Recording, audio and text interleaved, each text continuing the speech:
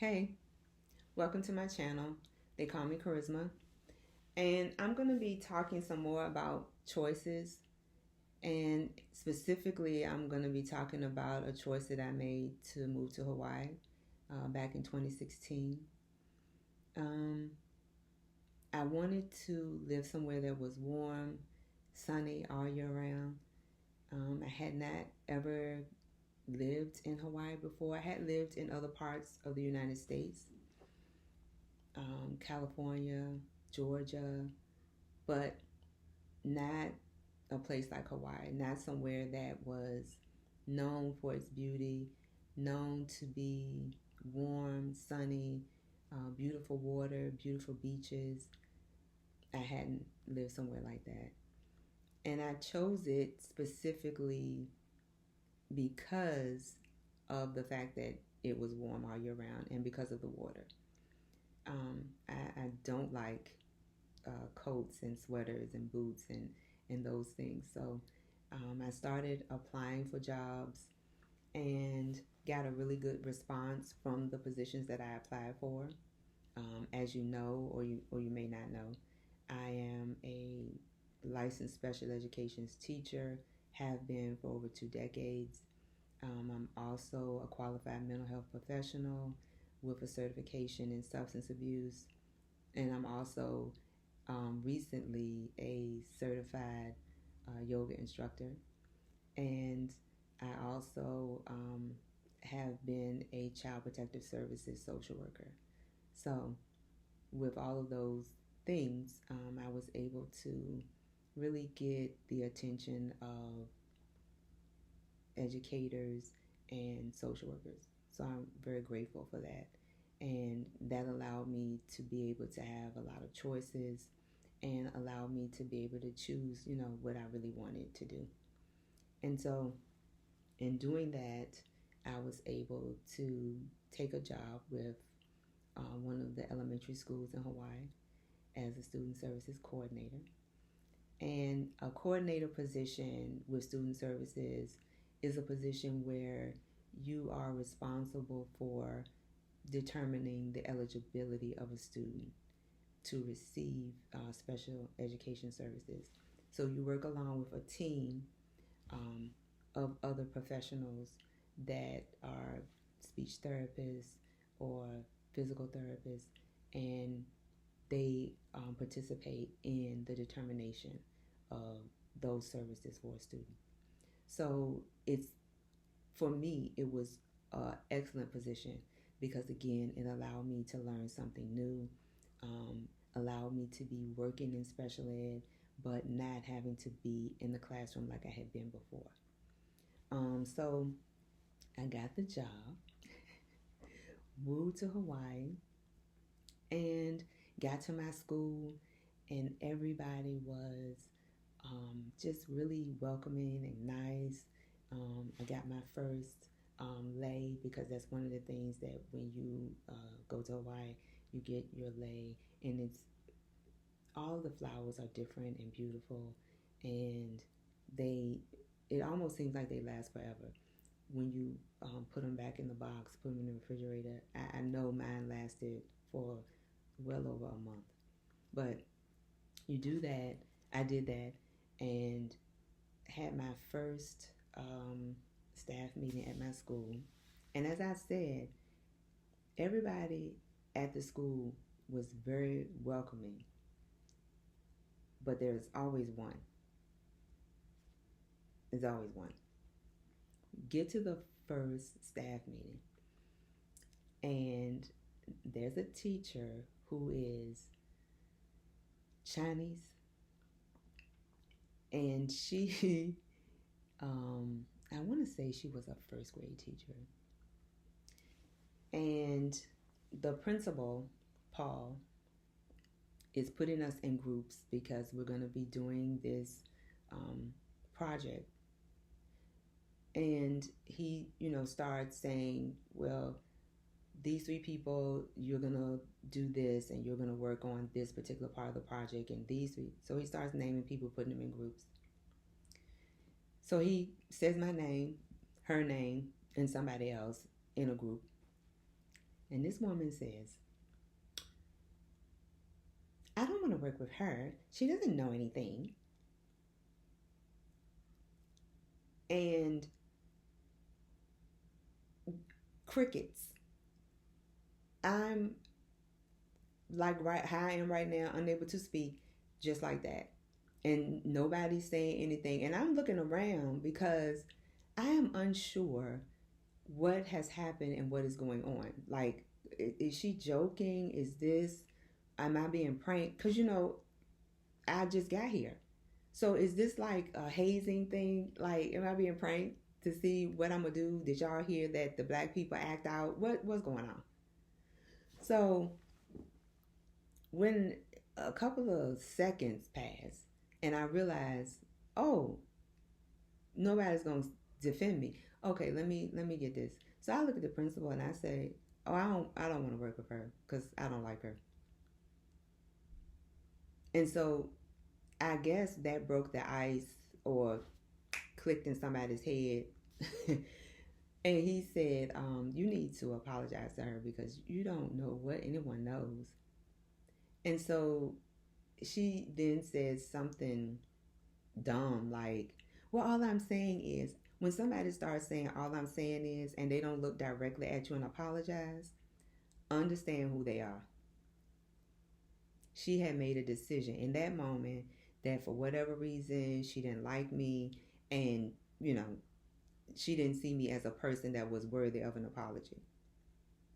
So after the meeting, the staff meeting, one of the other teachers came over and said, I'm so glad you said something to her because she does this to everybody. So this one woman was like the bully of the school, the terror of the whole school.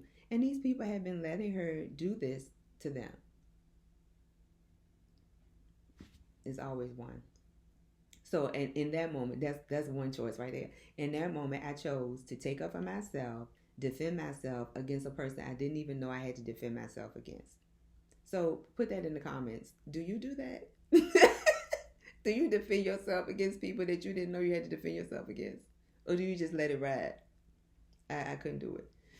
So in my role as a student services coordinator, I was determining eligibility.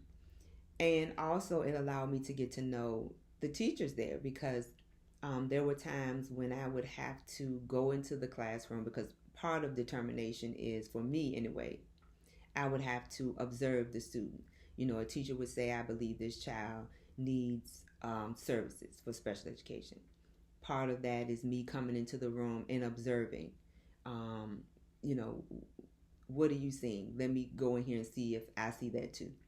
And you would have teachers that might say they need services because of this or that. So I go in and I may observe. So this gives me the opportunity to get to know the teacher.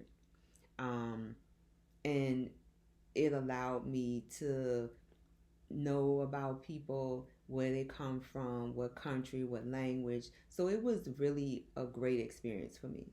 I'm very interested in stuff like that. So it was great for me because I could go into a classroom to observe. Once I'm finished observing, I get to talk to the teacher about the student, but I also get to talk to the teacher about themselves. Because even though they live in Hawaii, they could very well have been born somewhere else. They live in Hawaii. They speak several different languages. It was just a wonderful experience. Hawaii, yes, is a part of America, but the people that live in Hawaii are from all over. You have people that were from Malaysia. There was a teacher there from Morocco. So it was great. Now, all of this really, really, really good stuff is going on for me at work, right? I had a really good principal. He was really nice. I was being trained for my position, and everything was just really nice and easy and very laid back, not stressful. It was not this hustle and flow like it is here, and no flow, just the hustle. Um, but the traffic, and I didn't think there would be traffic. Like in my mind, and again, I had never been to Hawaii. In my mind, I thought I was going somewhere where I could walk to work, ride my bicycle to work. I don't know why I thought that, but that's what I thought. No. I had to drive and the traffic. So, okay, that. Um, so we got the first principle. Nice, cool, no problem. For whatever reason, he had to leave and go back to his original school. And then we got a second principal. Just as nice, just as easy. Loved it. She was Hawaiian, original Hawaiian. And she didn't stay. We got to the third principal. Where was he from? Virginia. The plantation I had escaped from. Because part of me leaving was also not, it was not just the weather. It was just all that behavior of what Virginia represents for me.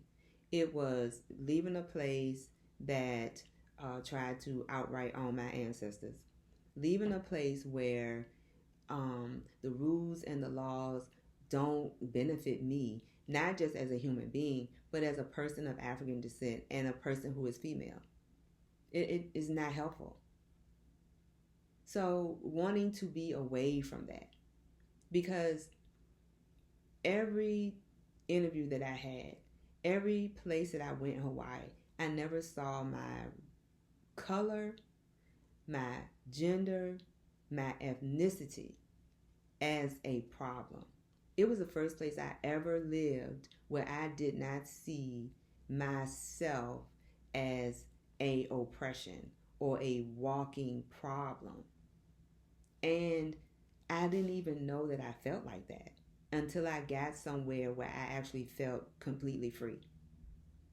It was this amazing feeling that was also scary on top of that, because then I had to think, so I was enslaved in my head the whole time. Like, I was thinking this the whole time and I didn't know it. So now, that was the choice. The choice was to go there and to have this level of freedom. And I didn't even know I was choosing a level of freedom. I thought I was just choosing to be somewhere where I could be warm and wear flip-flops all the time. That's what I thought I was doing. So you get there, and then all these changes happen with the so-called person that's in charge. And so when we get this last principle, he's super micromanaging. He's super, I'm the boss, I'm in charge, that type of energy, which does not fit me, and I'm not gonna go for this. And even the women that work there don't like it. Other women from Japan, China, Hawaii, they don't like it either. So at that point, I made a decision to come back to the devil that I know. And I'm not, when I did it, it felt like the worst decision I was making. I felt like I was between a rock and a hard place at the time. But I did it because at the time, in the moment, it felt like the right thing to do. So now, tell me in the comments, what is the decision you've had to make that felt like a rock and a hard place for you? The one that you did this big thing that was perfect for you. You knew it was for you. And then you had to do something different. Or did you stick with it and just run it all the way through until it turned out the way you wanted it to be? How did you do that? Because I couldn't do it. And for a long time, for me, it felt painful and had a level of shame, because I'm not a person that really backs down like that. But on that, I did. So in the comments, please tell me. And also, if you like the video, click like, subscribe, come back.